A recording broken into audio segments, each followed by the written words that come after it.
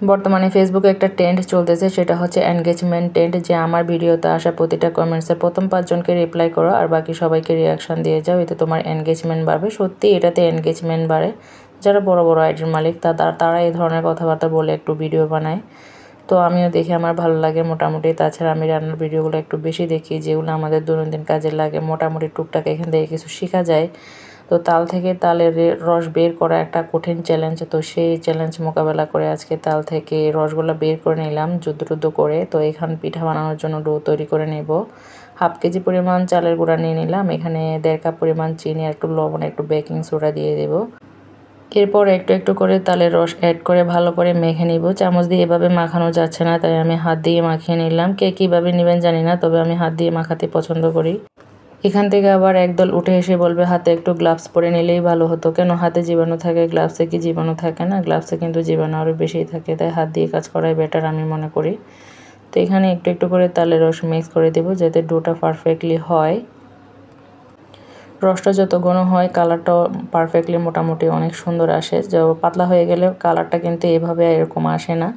তো এটা ভালো করে মিক্স করে আমি সারা রাতের জন্য এটা রেখে দিলাম। সকালে উঠে দেখি এটা ফুল একদম ডাবল হয়ে গেছে, পুরো একটা ফোমি টাইপের হয়ে গেছে, মানে কেকের মল্টের মতো।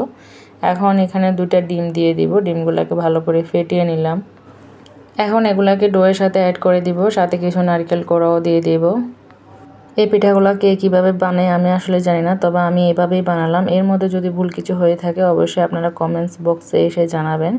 তো একটা আপুর ভিডিওতে দেখলাম এভাবে পাতিলের মুখে একটা ন্যাকড়া বেঁধে পিঠাগুলো বানাতে। আসলে আমি ওনার টিপস ফলো করতে গিয়ে পুরাটাই মানে বিপাকে পড়ে গেলাম। এইভাবে আসলে পিঠা তৈরি করলে পিঠাটা তোলা যায় না, তাছাড়া নিচ থেকে অনেক কাঁচা কাঁচা থেকে যায়। তো আমি এভাবেই ফলো করে দেখলাম এটা আসলে কেমন হয়। এটা আসলে মোটেও ভালো হয় না, একদম বাজে হয়েছে। তো যারা এবার ধরনের টিপসগুলো শেয়ার করেন তাদেরকে বলবো যে এর মধ্যে যদি ভুল কিছু হয়ে থাকে তো অবশ্যই আপনারা সেটা শেয়ার করবেন, এটা স্কিপ করে যাবেন না, তাহলে আমাদের বুঝতে অসুবিধা হয়।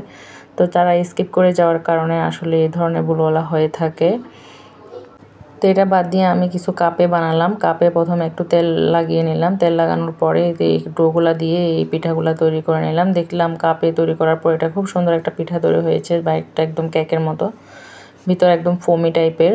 তো পরবর্তী পিঠাগুলো আমি আস্তে আস্তে করে কাপে বসিয়ে দিলাম। এভাবে খুব সুন্দর, খুব তাড়াতাড়ি হয়, এটাতে বেশি সময় লাগে না। তাছাড়া আপনি কাপড় দিয়ে বানাতে গেলে অনেক সময় লেগে যায়।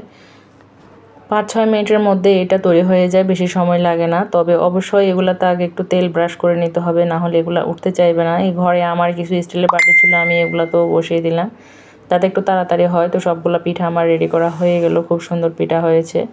তো পিঠা বানানোর ক্ষেত্রে অনেকে একটু ভুলভাল তথ্য দেয়, তাদেরকে বলবো ভুল কিছু হলে আপনারা স্কিপ করে যাবেন না, সেটা সবার সাথে অবশ্যই শেয়ার করবেন, যাতে পরবর্তীতে আমরা ওই টিপসটা ফলো করতে গিয়ে আমাদের ভুল না হয়। তো আল্লাহ হাফেজ, সবাইকে ভালো থাকবেন।